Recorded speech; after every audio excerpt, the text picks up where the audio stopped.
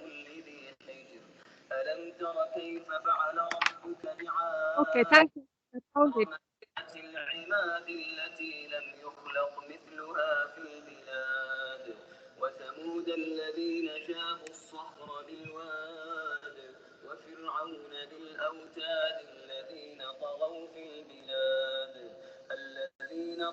في البلاد فأكثروا فيها الفساد فصب عليهم ربك سوط عذاب إن ربك لبالمرصاد فأما الإنسان إذا ما ابتلاه ربه فأكرمه ونعمه فيقول ربي أكرمن وأما إذا ما ابتلاه فقدر عليه رزقه فيقول ربي أهانن كلا بل لا تكرمون اليتيم ولا تحاضون على طعام المسكين وتأكلون التراث أكلا لما وتحبون المال حبا جما كلا إذا دكت الأرض دكا دكا وجاء ربك والملك صفا صفا وجيء يومئذ بجهنم يومئذ يتذكر الإنسان وأنى له الذكرى يقول يا ليتني قدمت لحياتي فيومئذ لا يعذب عذابه أحد ولا يوثق وثاقه أحد يا أيتها النفس المطمئنة ارجعي إلى ربك راضية مرضية فادخلي في عبادي وادخلي جنتي. أعوذ بالله من الشيطان الرجيم. بسم الله الرحمن الرحيم. About Surah Fajr, we explained that the first 5 ayats of Surah Fajr, Allah is swearing at few things, and there were some oaths that we explained. That all these oaths about Wal Fajr, Wal Layalin Ashr, Wal Shaf'i Wal Fat, Wal Watr, Wal Layli Idha Yasr, and I swear by the dawn, daybreak, the 10 nights, Walayalin Ashr, Washaf'i wal Watr, by the even and the odd, Walayli Idha Yasr, by the night when it departs. We said that all these, what are the relationship between these oaths and qasams which Allah has made in the first 4 ayats of Surah Fajr. And we saw that the contents of, we said that because when Allah explains, when Allah starts a surah by qasams with oaths, and there is no answer for these oaths, we should see how these oaths are related to the whole content of the surah. When we study Surah Fajr, we see that the contents of Surah Fajr is about blaming interests and dependencies on the world. And all these qasams, we explained that, are related to that the world has got no independent value for itself. Because we all know that when we live in this world, it's not because of this world. In fact, it's because we are planning our real life, which we will see in following ayats of Surah Fajr, that what is real life. So this world is not real life. And Surah Fajr is all about blaming the dependencies on the world, on this world, which doesn't have any value on its own, doesn't have any independent value. And then we said that we described that what's the best example and most related example for these 10 days when Allah is saying Walayal and Ash, by I swear by the 10 nights, Walayal and Ash. What is the best example and most related examples for these 10 nights and days in Quran.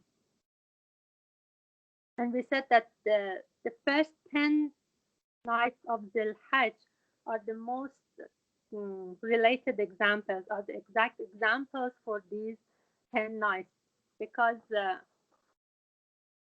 what happened to uh, two of our prophets, which was ignoring this world, the dependencies of to this world, happened on the first 10 nights of Dhul Hajj, which was one was when Allah commanded Prophet Ibrahim salamullah alayhi to sacrifice his son, and Prophet Musa alayhi salam was commanded by Allah to go to the mountain for 30 days and then proceeded it to for 10 days to reveal Torah to him.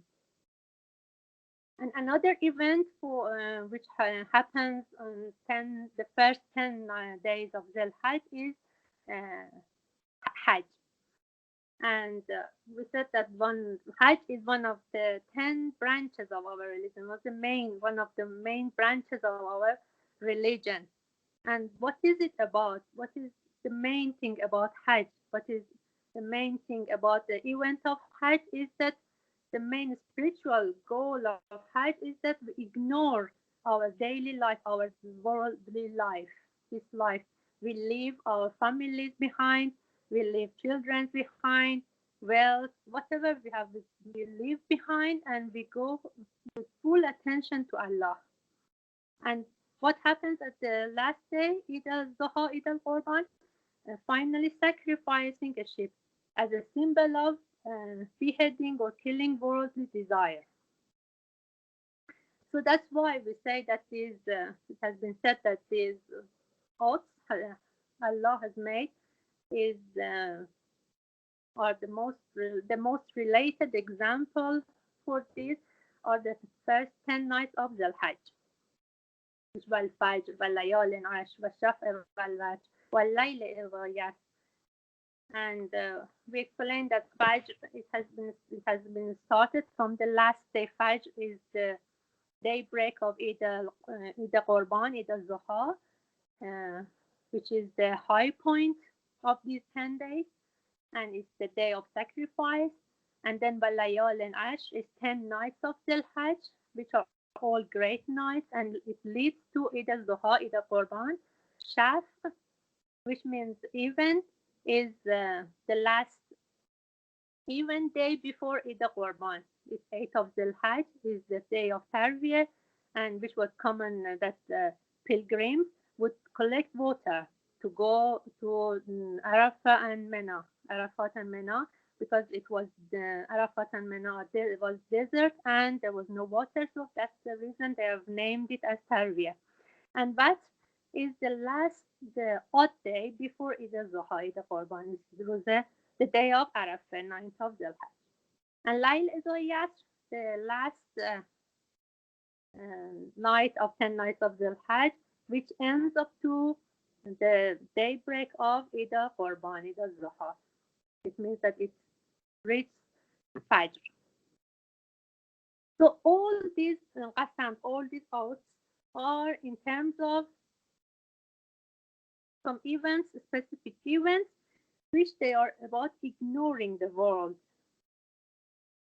which is related to the whole content of Surah Fajr.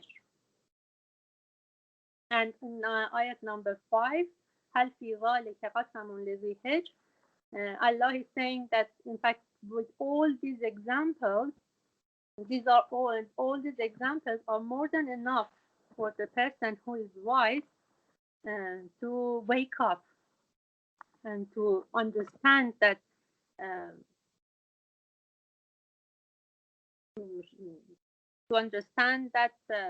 this world has got no value on its own. It says that is there sufficient proofs for men of understanding in those above oaths? It means that shouldn't the wise person wake up by the content of these oaths?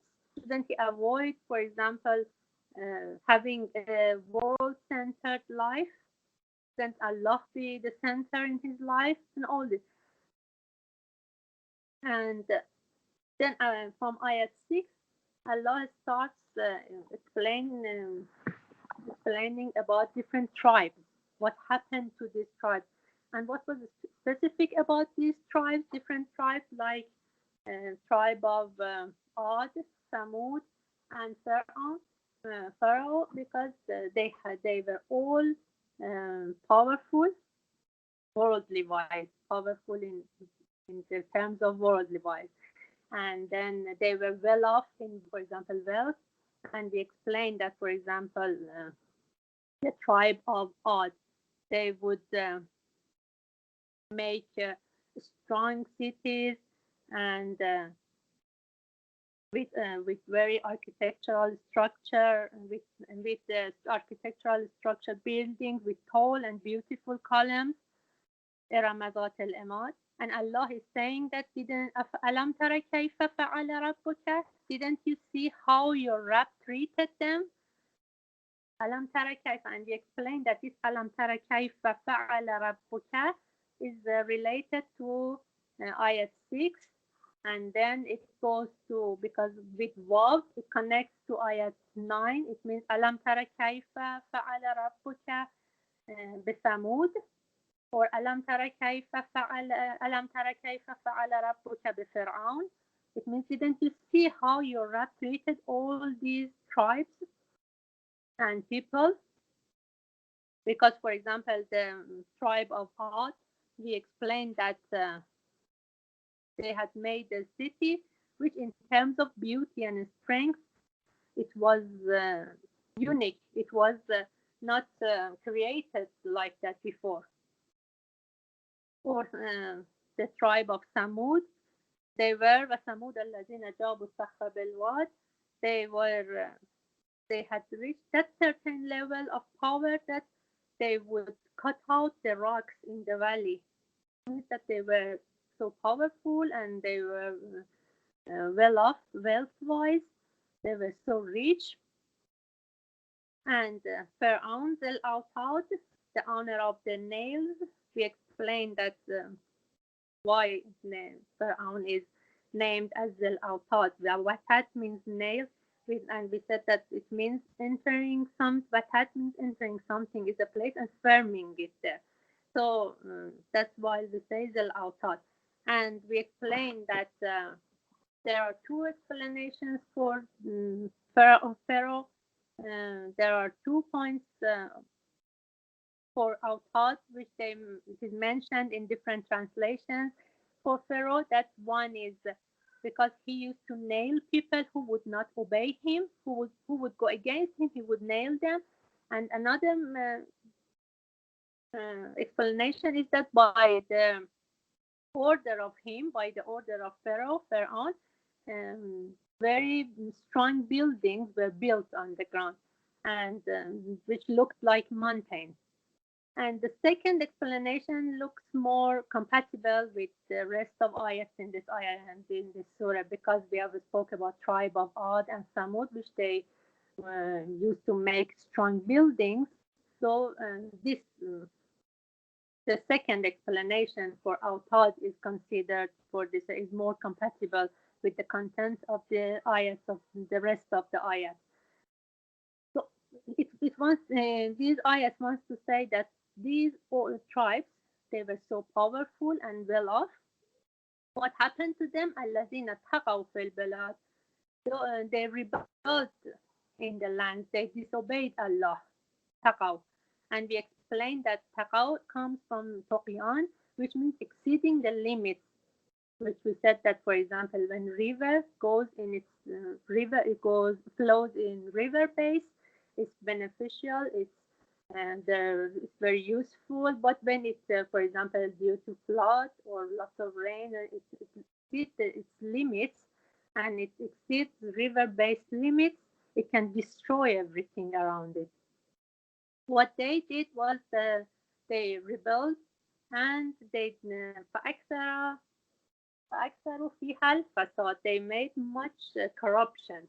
They did fasad in the cities. They made much corruption, and in fact, they exceeded their limits, their diving limits. And that's why they were punished by hard punishment.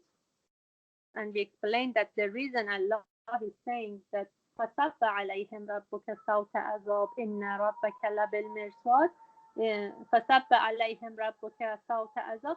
It wasn't because they were well off. It wasn't because they were powerful. It was because they used their power and wealth in the wrong way. They figure out secularism with two tools of power and wealth. That was the reason, because what they did was تقوا في البلاد. They exceeded their limits. What they did was فأكثروا فيها الفساد.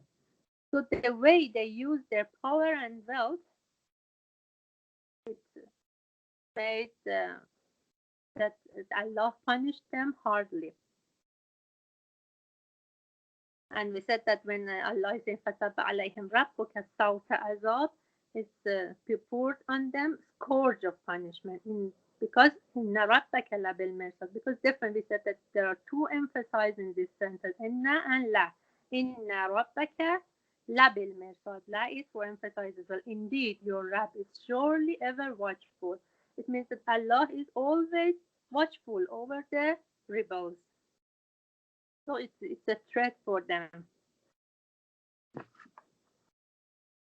And then we come to ayat 15, the third group of ayat 15 to 26, which is very important. فأما الإنسان إذا ما ابتلاه ربه فأكرمه ونعمه فيقول ربي أكرمن. When Allah, mankind is mabtala, we explained that mabtala is from the root of balava. Balava in Arabic means examination, testing. When mankind is examined by his Rabb, by his Allah, فأكرمه, how? By the granted blessings. When Allah examines and tests people by giving them easy life, facilities, honors, and lots of different kind of blessings, what mankind thinks? فيقول, he says, the person says, and son says, Rabbi Akraman, my Rabb honored me. It means, for example, he liked me or he loved me, so he honored me. And then فأما إذا ما ابتلاه فقدر عليه رزقه فيقول ربي أهانا. But when he is examined by restriction of facilities, by, for example, difficulties, what happens? Mankind says, oh, my Rabb disgraced me. He didn't like me. He insulted me. We said that the Surah Al-Fajr is describing that this is the wrong view of mankind towards the world. Why? Because he is not aware of this mabtala, ibtila, testing, examining. Anything happens to mankind is an examination. In fact, when the whole time of the whole life we live in this world is an examination for us from Allah. So it looks like we are sitting down an examination. For example, when we have different test examination in our life, for example, to go to university or for a few hours, we sit down an exam. But it's exactly the same. The whole life, every second of our life is examination from Allah. But what happens to people, to mankind, and son, is that he doesn't consider this examination. He forgets. He doesn't consider that this life is all examination.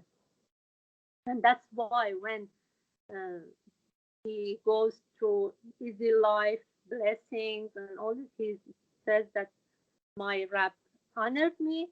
And when something happens to him, he complains that, oh, why me? Why this happened to me? Why me going through all these difficulties and all this?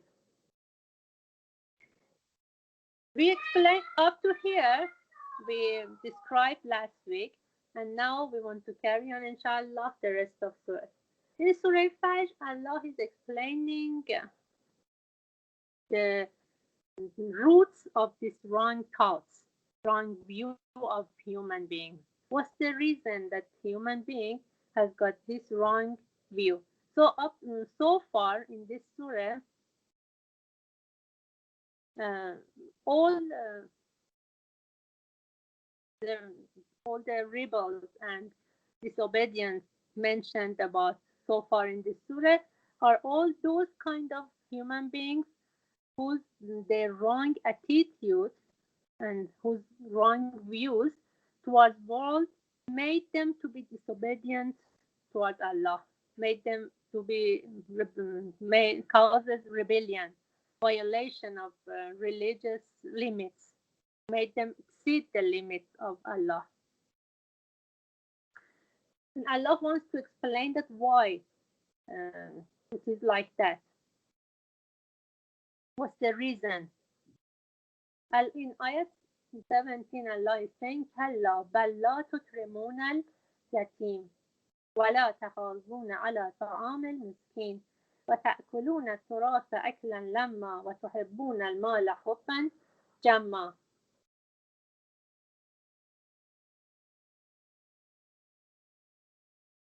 So we said that when Allah is saying that, oh insan, when Allah examined you by different type of blessing and easy life, security in life, and etc., you thought He has honored you, so you were happy. When He examined you by restriction of your facilities and difficulties, you thought He disgraced you. But both are wrong, and in both cases, you didn't notice that these are all exams. Allah is saying, do you know why you think that way? Okay, Allah is saying, now I explain the reason and root for your wrong view. Kalla balla tukremun al-yatim. Never is like that. Kalla in Arabic means never. Never is like that, you think. In fact, in English translation, it says nay. But if we want to explain it and relate it to previous ayat, it means that never it is like that, you think. بل لا تكرمون اليتيم. But you do not honor the orphan. That's the reason. لا تكرمون اليتيم ولا تحاضون على طعام المسكين. Nor you encourage others, nor you urge one another to feed the poor. طعام المسكين, to feed the poor people. وتأكلون التراث أكلا لما. What you do is that you consume the heritage all together. When you come to consume the heritage, you eat away the whole heritage all together. It means that all with greed. You do not separate halal from haram, and you eat away it all together. وَتُحِبُّونَ الْمَالَ حُبًّا جَمًّا. And you love wealth with exceeding love. Which in, for example, if you notice, تأكلون التراث أكلا لما. أكلا, again, in Arabic, these are, which we don't want to enter the grammar of Arabic. These are infinitive. For example, أكلا is infinitive for تأكلون, or حبا is infinitive for تحبون, which is emphasizing it. أكلا لما. You eat it away all together, all with greed. تحبون المال حبا جما. You love wealth with exceeding love.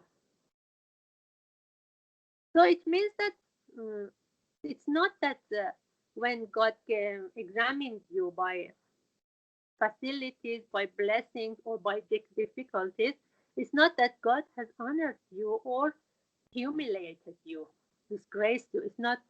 But the fact is that you are unaware of it, that these are all exams, and what has caused this misunderstanding. You have got misunderstanding about what is happening around you. And this misunderstanding is because you do not honor the orphan. كلا بل لا تكرمون اليتيم. You do not تحاضون على طعام المسكين. لا تحاضون على. You do not encourage people each other to help people, because sometimes maybe some person is not capable of helping others a lot, but at least what he or she can do is that encouraging others to help others.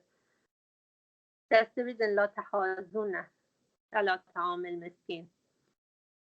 And the reason is that during using heritage, you do not separate halal from haram, and you love wealth too much. Okay, what all these, what do they bring? What do these verses bring to your mind? What Allah wants to say? How we are? What's the way of our life? What does it mean when we do not, when the mankind do not honor the orphans, when do not help people and doesn't encourage each other to help people, and all this means that we all think about this world. It means that life is world-centered. It means that we love this world too much. So, and Allah wants because after those ayats 15 and 16, which Allah explained that فأما الإنسان إذا ما ابتلاه ربه فأكرمه ونعمه, when ما ابتلاه was examined, فأكرمه ونعمه, with blessings, with easy life, with honor, فيقول ربي أكرمن, he said he thinks that Allah honored him. When it comes to difficulties, to restriction of facilities, فقدر عليه رزقه, when his facilities and his rest is limited, he thinks that Rabbi Ahan, and he says, my Lord didn't like me, disgraced me, didn't honor me. But this is, it's because you think of this world as the center of life. Why? Now imagine that if we think that this world has got its own value independently. For example, we don't think of our real life, and we just love this life and this world. If we lose anything in this world, we are upset.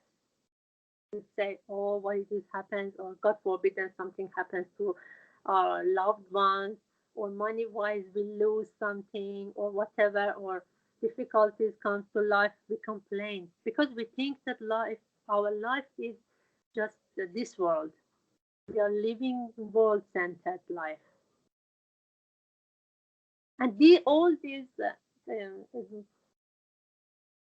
examples, all these verses of ayat 17 to 20 are the exact examples of loving this world too much, being dependent on this world too much. And we think that this world is the center of life. So Allah is saying the root of your wrong view, which you think that Allah, by blessing, Allah honored you, and by restriction your facilities, Allah disgrace you. This wrong view you have, wrong attitude you have, is because you love this life too much. You do not honor the orphan. You do not help people. You do not encourage each other helping people. And when it comes to using heritage, you eat it away altogether without noticing which is halal and which is haram. And then you love wealth too much. And it's exactly, if you notice, it goes back to like the way different tribes of Ad, Samud, and all they were living like the way that this world is the center of life. Because sometimes we may not know, we may think that, oh, we are, for example, believers, or we are Mormons, we are believers, and so our life is not. But when we look at it, when we consider it, we see that no, we are the examples of Surah Fajr as well. For example, how can we examine ourselves when in difficulties? For example, if some difficulties happens, or some problems happens, for example, we lose money, or we lose, God forbidden, we lose our loved ones and all this, we may think that, oh, we are not patient, we don't have sabr. And when we get blessings, we are not grateful enough. Although while we are in difficulties, we have lots of blessings as well, and we ignore it. We just concentrate on our difficulties and we complain and all this, which we brought examples from Quran last week about, for example, as Prophet Yaqub or um, Qarun, both total two examples opposite. Which one was so grateful? Whatever I have is because of you, Allah. And but if I miss something, I lose something. It's an examination for me. Even blessings is examination for me. And Qarun, who was well off, he thought that all his wealth is just because of his knowledge. He could earn it on his own, and he lost it all.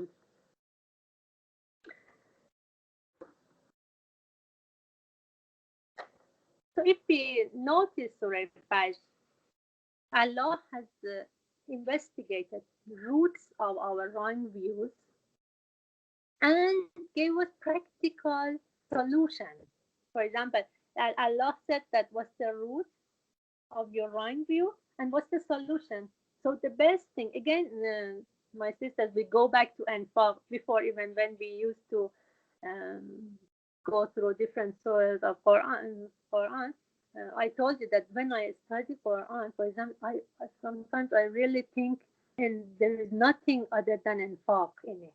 For example, other than which we said, namaz, salat is the pillar of our religion, which we went through it through Surah Ma'arij, not in our class, in our one of our ceremonies we went through it. But other than namaz, fasting, praying, and all this, when you go through Quran, you feel there is nothing other than infaq. And we said that what is infaq is giving away wealth and life, both. Whatever you think, for example, knowledge, wealth, life, giving away in the way of Allah. So that way we can say that we don't love this world too much. We can release it. We can release what we have, our dependencies in this life. So our life is not world center. This world is not the center of our life. Okay, so far, Allah explained about that kind of mankind, that kind of person, that his life or her life is world center. Okay, what another, for example, another solution for this kind of person is what? After giving solution, practical solution, that you need to honor the orphan. You should help people. You should encourage other people to help each other, and all this. It comes to the point that Allah has has to warn us that about the day of judgment, which we have seen it happens in its this Allah describes the day of judgment and what happens on that day repeatedly in different verses of Quran, which we explained that now there is a modern thought. This is not part of Surah Fajr. This is just, it came to my mind that because these days I hear it all the time that, oh, you say that this Allah, he punishes, and the hell is like that, Jahannam is like this, fire and all this, but Allah is the most um, mm, mm, Allah is Rahman Rahim. So these all these you say is not right. But why Allah is explaining about these kind of ayat, like ayat number 21 and 22, in different surahs of Quran, explaining that what will happen to the world on the day of judgment. Or for example, about the punishment. فَسَبَّ عَلَيْهِمْ رَبُّكَ سَوْطَ الْعَذَابِ. So punishment of Allah is not that some people say, oh no, Jahannam is a hospital. You go there. There are nurses. They take care of you and they cure you, and then you will go to paradise. In fact, it is not like that. So in from ayat 21, Allah is warning those kind of people who they think that this life is the center of life, has got the value on its own. كلا إذا دكت الأرض دكا دكا وجاء ربك والملك صفا صفا. Nay, never. When the earth is made to crumble to pieces, دكت الأرض دكا دكا. When the earth is leveled, pounded, and crushed. وجاء ربك والملك صفا صفا. And your Rabb comes and the angels in rank. What happens that day?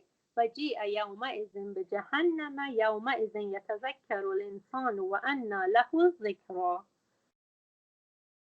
In that day, hell will appear. We can see Jahannam. What we can hear now, what we can recite in Quran now about hell, about Jahannam, about what, that day we can see it clearly.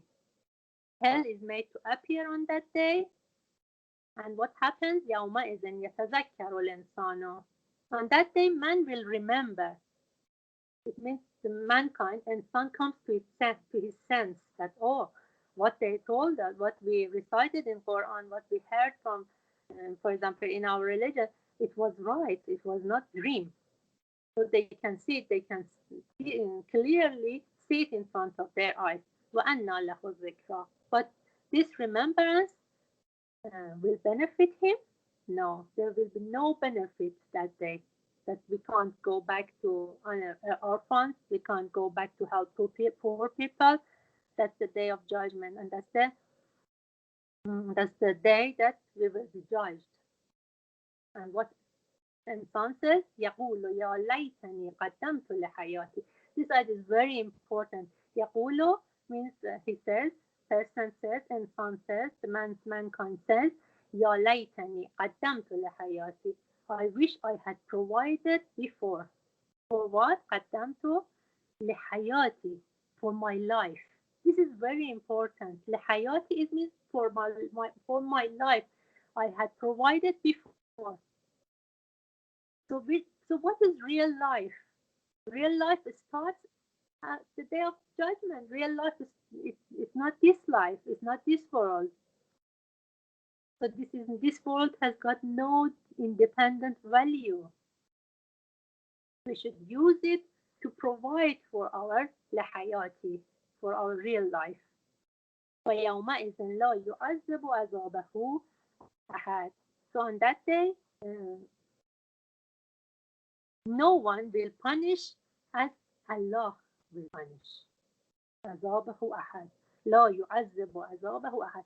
It means that his punishment towards those people, rebellion people, who they did طغيان, who they exceeded Allah's limits, who they made corruption in this world, he will punish them the way that nobody will punish that way.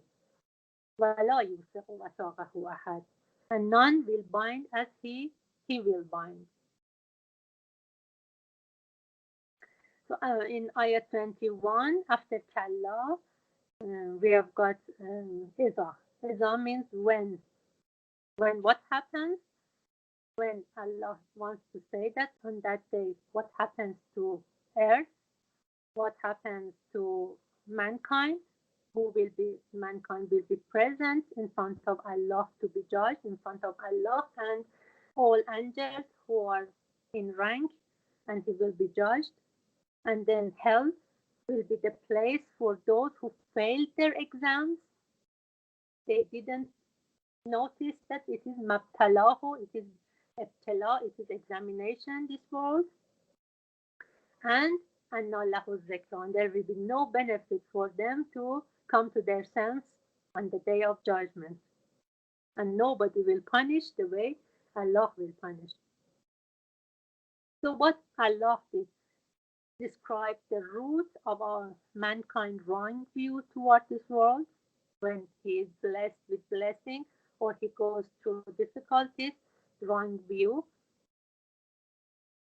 And he described what's the root for this wrong view and attitude, because we consider this world as the center of life and we don't honor the orphans, we don't help poor people, we don't urge each other to help people, how important it is. And we love the wealth and this world, the power, everything is related to this world too much. We are so dependent on this world. So it's all blaming the dependency on this world as its own. As we explained that there is no harm to use this life. It's not that we don't enjoy this life. It's not that wealth is good. It's not good. We explained that no.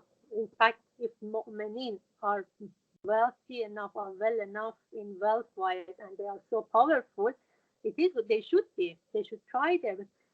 The thing is bad is using the tools of wealth and power in the way of exceeding Allah's limits. The way that they are that what is bad is that neglecting that this world is our examination time.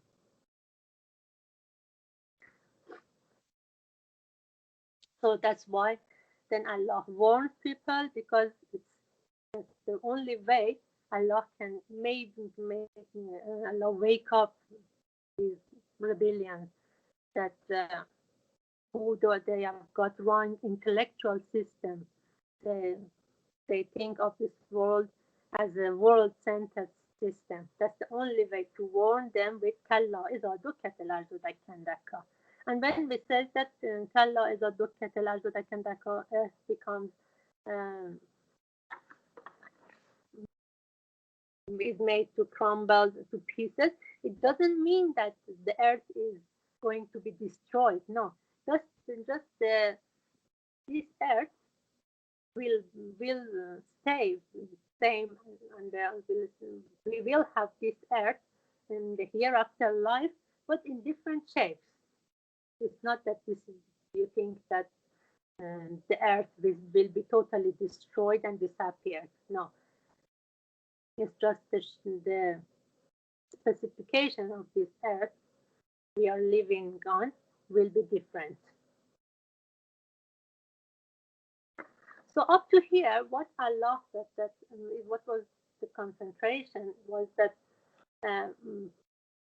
with those thoughts, Allah wanted to emphasize that this world is not the center of the world, and then he explained about those tribes who they had power and wealth, but they disobeyed Allah and the way Allah treated them.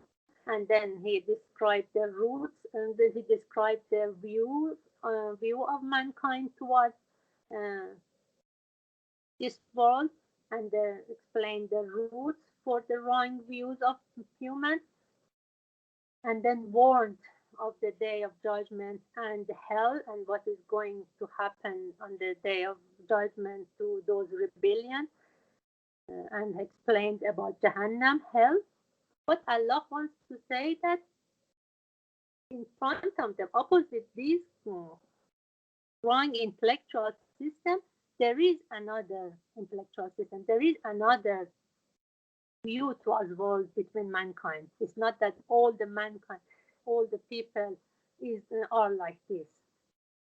So from ayat 27 to 30, Allah explains about different kind and different views of people.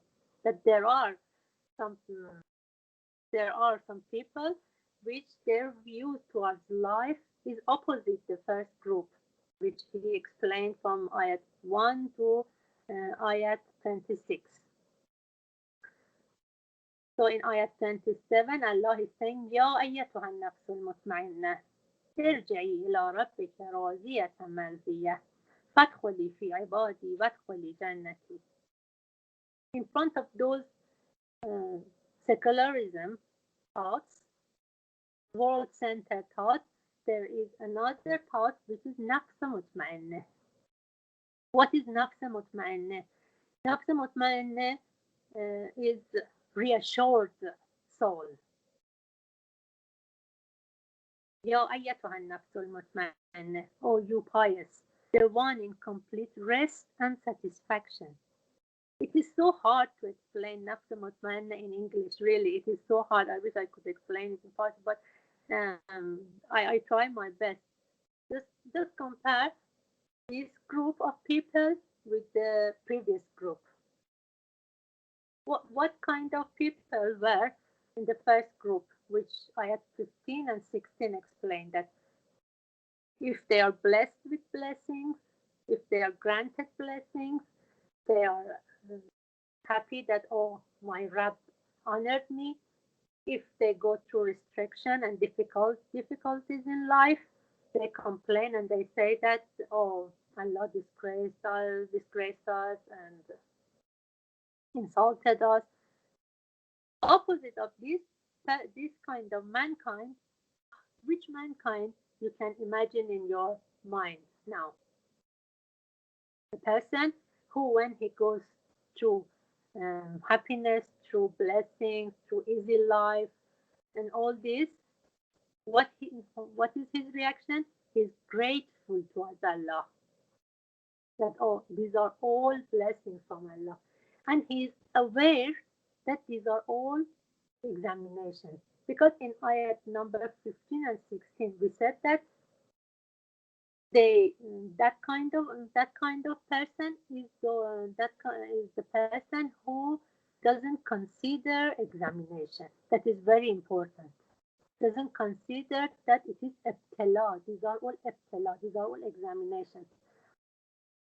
So when we come to nafs mutma'inna, it means that when this kind of soul, this kind of person to be granted blessings or depriving a blessing, when he goes through, he or she goes through difficulties, doesn't disturb his calmness. It doesn't disturb his satisfaction. He's always satisfied. He is always happy with whatever Allah plans for him, because he knows that blessings or being granted blessings or depriving a blessing, both is examination, and that's why he or she is happy. This kind of person, this kind of soul is called nafs mutma'inna. And about this kind of person, this kind of mankind, is that Allah is saying, Ya ayyatuha an-nafs al-mutma'inna, irja'i ila rabbika radiyatan mardiyah. Come back to your Rabb, well pleased. Radiyatan, it means that you are well pleased with your Rabb, because you know whatever comes from him, whatever you go through your life is from him and is a test. So you are pleased, you are satisfied, and marziyah, and he is happy with you, because you are always considering that this life is not, this world is not the center of life. These are all examinations, and this life is a place which we provide. This world is a place which we provide for our real life. لحياتي قدمت لحياتي. So Allah is saying, Irji'i ila rabbika radiyatan mardiyah. It is really beautiful, this ayat with these verses, because Allah and the audience is the mankind now. Allah is talking to the mankind directly. Ya ayyatuha an-nafs al-mutma'inna, irji'i ila rabbika radiyatan mardiyah. Fadkhuli fi ibadi. Oh, you enter among my honored slaves. Being a real abd, being a real slave of Allah is not easy. It is a real blessing that we can be a slave of Allah. So when Allah calls somebody as Fadkhuli fi ibadi, it's really beautiful. It means that how high degree this mankind has got.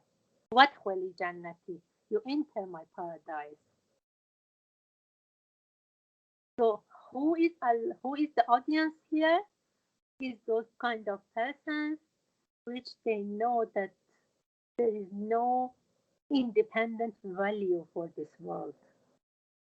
Is that they know that being granted blessings or going through difficulties in life and being restricted by facilities is all from Allah, is for examination. So when easy life comes, when we are happy and we are blessed with different blessings, we are just grateful, means shukr, we do shukr.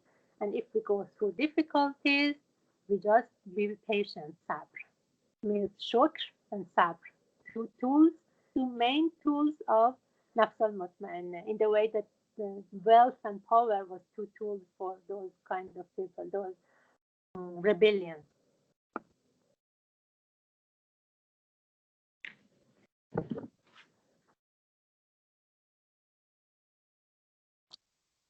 So in this group of the fourth group of ayat 27 to ayat 10 to 30, Allah is inviting the owner of nafs mutma'inna, the owner of this calm and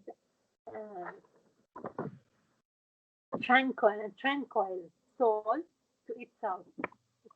He is inviting him to himself, to his Jannah, to his paradise,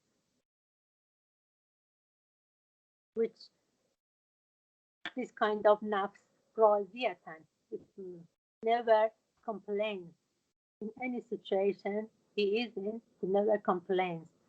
And because always he noticed the exam, that anything happens, any simple thing happens in our life is an examination, so always he's calm, she's calm. And these words Allah has used in these verses, Rabbika, it means your Rabb, Rabbika, your Rabb. It's not plural, it's singular.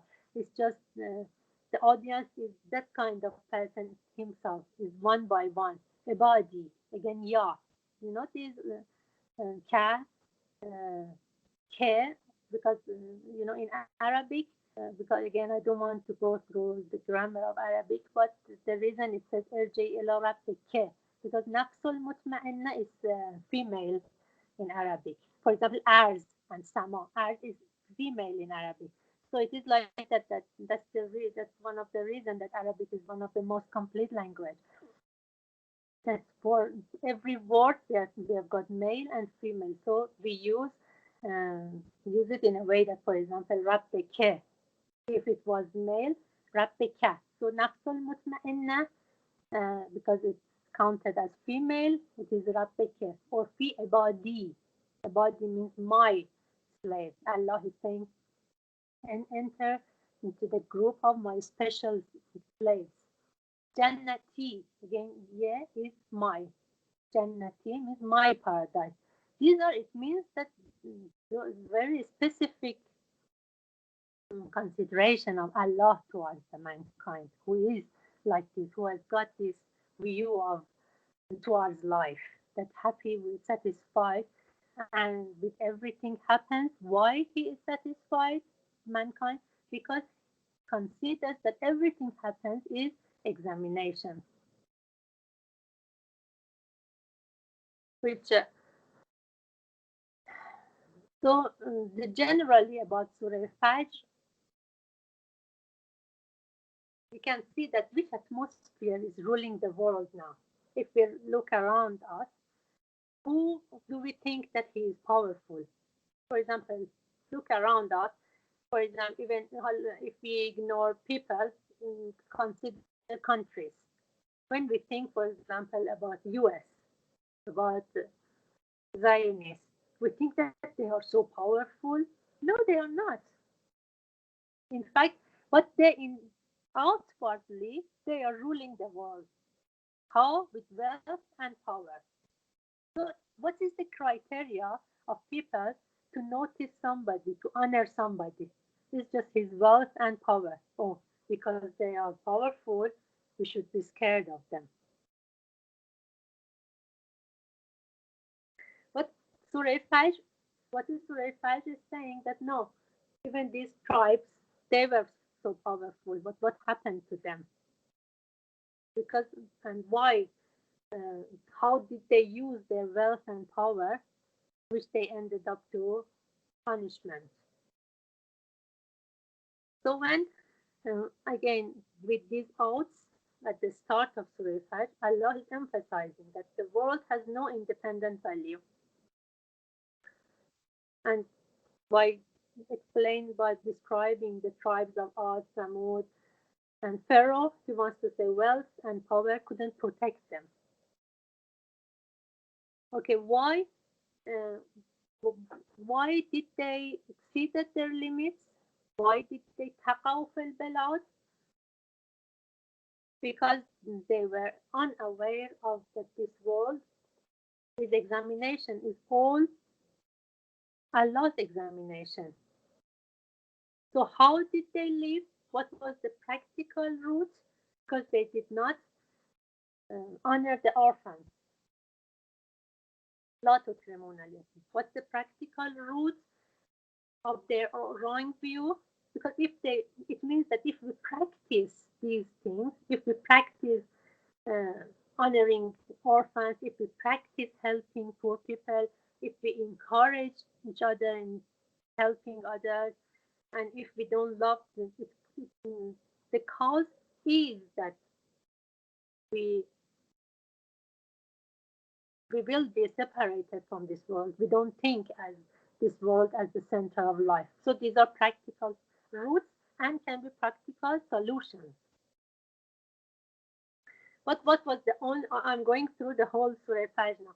What was the only way to rescue these people, to wake up these people? By warning them about the day of judgment in third group of ayats, verses of Surah Fajr, like كلا إذا دكت الأرض دكا دكا وجاء ربك والملك صفا صفا, by warning them that on the day of Jahannam, on the day of judgment, Jahannam or hell will be the place for those people who they did not consider this world as an examination. So if we don't wake up on this world, anyhow we will wake up there on the day of judgment, but there will be no benefit that time.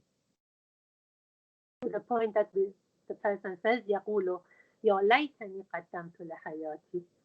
I wish I had provided something for my life. Hayat means life. On ayat 24, لحياتي, hayat means life. Hayat with is ta, with two dots, it means life. So it means that the real life is the hereafter life. And there will be punishment which they cannot imagine Allah will punish them the way nobody will punish them.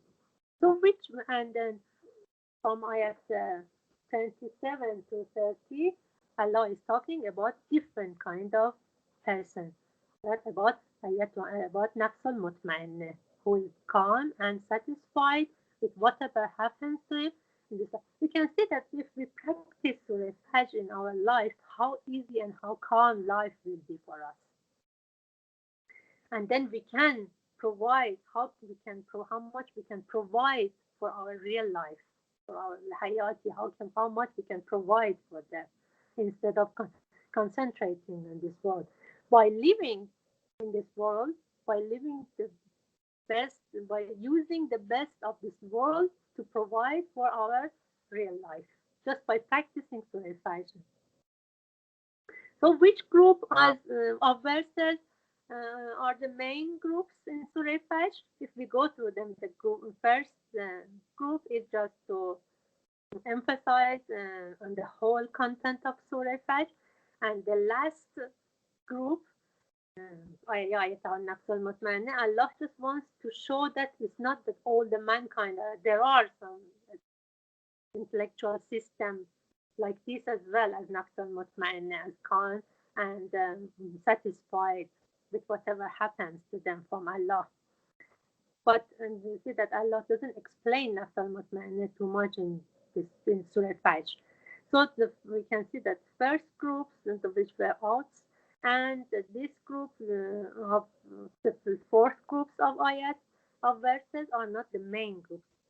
So now we should decide between second group and third group. Second group was Allah explaining about different tribes and what happened to them, how they used their wealth and power, and what did they do, and how Allah reacted them, treated them. And in third group, which is mainly ayat 16 and 16 to 25.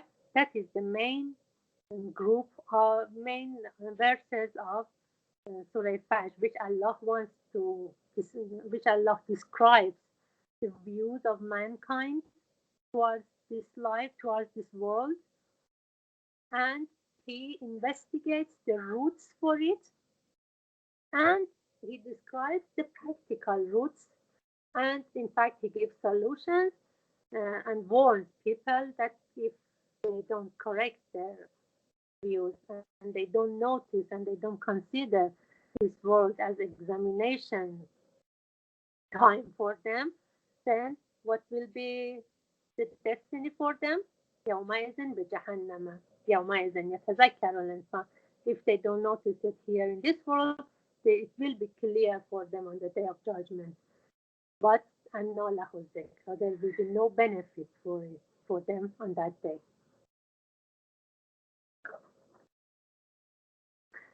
And Imam Sadiq alayhi salam is saying that there is a riwayat or hadith from Imam Sadiq alayhi salam that the purpose of Nafs Mutma'inna in the Surah Fajr is Imam Hussein alayhi salam. Now we are getting close to Muharram. That because he is Imam Hussein alayhi salam, he is an exact example of that blessings and restraints of blessings did not make him disobedient of Allah. He sacrificed all his loved ones in the way of Allah, and fear of, for example, his family being even captured by enemies did not stop him for continuing his way towards Allah. Inshallah, we can practice Surah Fajr in our daily life, and in the I recite a small paragraph of Ziyarat of Aminallah, which Imam Sajjad alayhi salam recited for Imam Ali alayhi salam, but we can recite for any of our Imams we go to for Ziyarat, or even from home we can recite the Ziyarat Aminallah, which is, I'm sure you all know it, because it is related to Surah Fajr. I'm going just to recite, to read a small paragraph of it. And inshallah, we just ask Allah to help us to practice Surah Fajr in our daily life. Bismillah ar-Rahman ar-Rahim. Allahumma salli ala Muhammadin wa alihi waj'al nafsi mutma'innatan biqadarika raziyatan. واجعل نفسي مطمئنة بقدرك راضية بقضائك مولعة بذكرك ودعائك محبة لصفة أوليائك محبوبة في أرضك وسمائك صابرة عند نزول بلائك شاكرة للفضائل نعمائك ذاكرة لسوابق آلائك مشتاقة إلى فرحة لقائك متزودة التقوى ليوم جزائك مستنة بسنن أوليائك مشغولة عن الدنيا بحمدك وثنائك. O Allah, make my soul satisfied with your decree, with whatever you plan for me, pleased with what you have destined for me, fond of your remembrance and supplications, loving your chosen friends.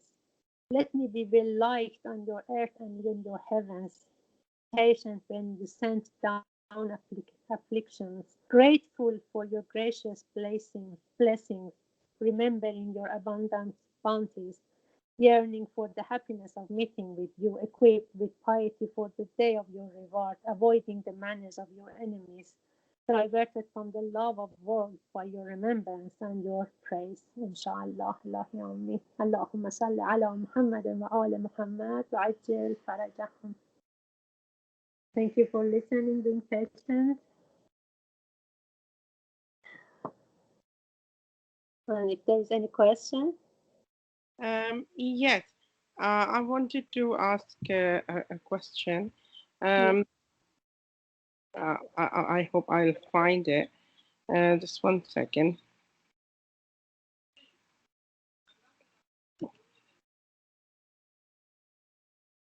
Yeah, يقول يا ليتني قدمت لحياتي قدمت لحياتي. Like when he will say that I wish I sent some good deeds for my real life. Yes. Can we relate this ayat to the ayat before, like where he doesn't like encourage other people to feed the needies, and he ignored the orphans? Can we relate to that? That this ayat is related to that sort of Mhm. deeds is we talking about when we are saying that I wish we sent some good deeds for my real life. Yeah, well done, Sister Aram, because because that is one of the skills in Tadabbur, that we can relate ayats to ayats after each other, and that's very good example. For example, because Allah is saying the cause of your wrong views are these, and then when he says that يقول يا ليتني قدمت لحياتي, I wish I had provided something for them. Yeah, of course, this can be, because these ayats all are related together, so it can be Okay. one of the exact examples can be this. And because we said that when we go through different verses of Quran, you can see that it looks like there is nothing important than infaq, than helping others, wealth-wise or life-wise, whatever you have, to giving away in the way of Allah, which one of the most important examples in Farsi we say mistaq. The best mistaq, or the best example for it is honoring orphans, is ikram yatim. Honoring orphans or tahazun, encourage each other in living in helping others. Or when it comes to heritage, we use it with notice how what is halal and not what is not halal. And tuhibbuna al-mala hubban, yeah, it can be. It is one of the exact examples that through that we can send lots, we can provide for our real life. And we can give this to the as a solution as well. When if asked what are the solution Allah has given in Surah Fajr, so these are the solutions that like the main thing is infaq, like Yeah, feeding the needies, and not ignoring the orphans, and helping the orphans as well. yeah. um, yeah, You know why? Because when we practice infaq, when we practice yeah, helping other on the river, no, automatically, you know what it is. But for example, we say, I don't know if this is right example here or not. For example, when we say iman wa amal saleh, we say that belief and practicing it is two things that they are in direct reaction together. When, for example, when we do infaq, when we help other people, when we honor orphans, it is we practice it in our life. Automatically, it corrects our view. It modifies our view that we will not be dependent so much on this world as the center of life. yeah, yeah, Yeah. So definitely. these are on direct reactions. Yeah, Last definitely. question. Sorry, I'm not giving other people chance. This No, last question is the one where it says, "Ja'a rabbuka wal malaku saffan safa." In the translation, it says, "And your Lord will come, and the angel as well, lined up in rows." yeah. Uh, is that the right way of saying that? In fact, it's describing the day of judgment Yeah. when we are present, when mankind will be present there to be judged. Okay. How it is like that jaw Arab, but because we know that it's not our Rab comes physically. Yeah. Yeah. Yeah, Yeah. it's not physically. So but when it is a right translation, that it describes that the environment and the day of judgment, and when we will be present there to be judged, is that our Rab has come, and all the angels are in rank too, and we are present, that we will be present there to be judged. But when we will see that what was reality, there will be no use for us there, because we can't go back to life, this world. We cannot go back to this world and practice what Allah said. Oh, So if thank you. if God forbid and we disobeyed Allah's rules, we exceeded Allah's rules, and if somebody, these people taqaw, did tuqyan and exceeded limits, there will be no use there. So it's the time to wake up is now, not there. Thank you very much. You're welcome.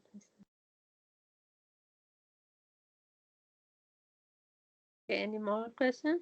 Sister Faiza just joined. Welcome, Sister Faiza. Okay, Sister Ann, would you please switch off the record? So Hello, Assalamu alaikum. Have you finished?